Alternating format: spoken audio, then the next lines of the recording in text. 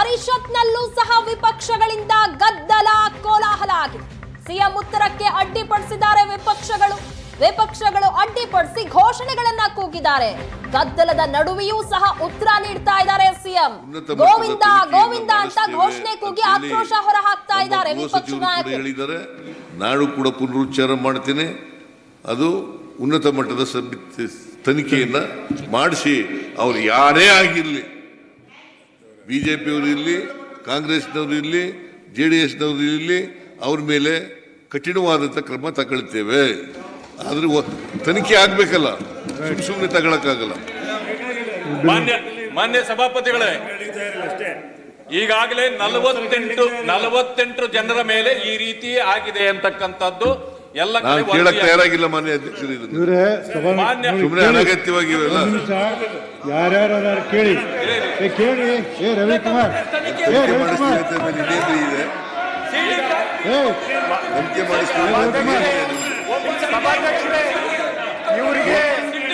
ಬೇಡ, ಸತ್ಯ ಗೊತ್ತಾಗದು ಬೇಡ. ಮಾನ್ಯ ಮುಖ್ಯಮಂತ್ರಿಗಳು ಹಾಗೂ ವಿಧಾನಸಭೆಯಿಂದ ಅಂಗೀಕೃತವಾದ ರೂಪದಲ್ಲಿರುವ ಕರ್ನಾಟಕ ಧನ ವಿನಿಯೋಗದ 2025 ಮೇಲೆ ವಿಧಾನಸಭೆಯಿಂದ ಅಂಗೀಕೃತವಾದ ರೂಪದಲ್ಲಿರುವ 2025ನೇ ಸಾಲಿನ ಕರ್ನಾಟಕ ಧನ ವಿನಿಯೋಗ ವಿಧೇಯಕವನ್ನು ಪರ್ಯಾಲೋಚಿಸಬೇಕೆಂದು ಸೂಚಿಸುತ್ತೇನೆ.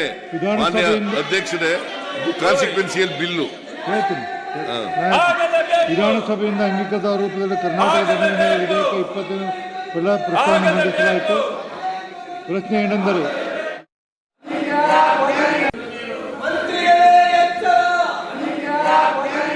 ಅಧ್ಯಕ್ಷರೇ, ಈ ತರ ಆದ್ರೆ ಏನ್ ಅವ್ರಿಗೆ ಮಾತಾಡಿ ನೀವು ಮಾತಾಡಿ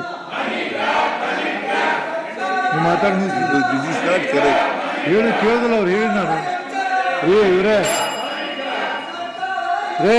ಆಮೇಲೆ ಹೇಳ್ತೀನಪ್ಪ ನಾನು.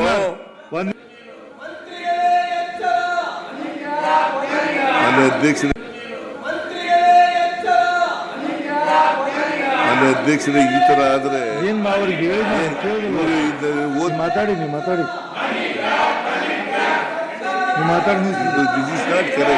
ಹೇಳಿ ಕೇಳಿದಲ್ಲ ಅವ್ರು ಹೇಳಿ. ನಾನು ಇವ್ರೇ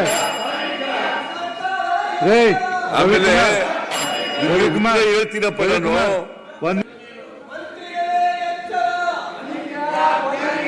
ಅಧ್ಯಕ್ಷರೇ, ಈ ತರ ಆದ್ರೆ ಏನ್ ಅವ್ರಿಗೆ ಮಾತಾಡಿ ನೀವು ಮಾತಾಡಿ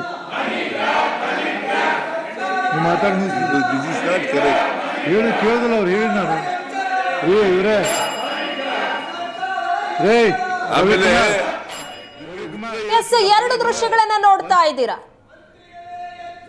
ವಿಧಾನ ಪರಿಷತ್ನಲ್ಲೂ ಸಹ ಹನಿ ಟ್ರ್ಯಾಪ್ ವಿಚಾರಕ್ಕೆ ಸಂಬಂಧಪಟ್ಟಂತೆ ವಿಪಕ್ಷಗಳ ನಾಯಕರು ಘೋಷಣೆಗಳನ್ನ ಕೂಗ್ತಾ ಇದ್ದಾರೆ.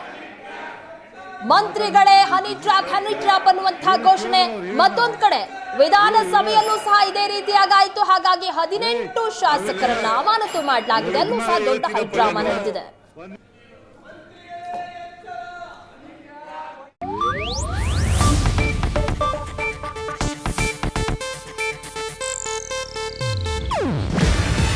ಇದು ಏಷ್ಯಾನೆಟ್ ನ್ಯೂಸ್ ನೆಟ್ವರ್ಕ್ ಪ್ರಸ್ತುತಿ. ನೀವು ನೋಡ್ತಿದ್ದೀರಾ ಏಷ್ಯಾನೆಟ್ ಸುವರ್ಣ ನ್ಯೂಸ್.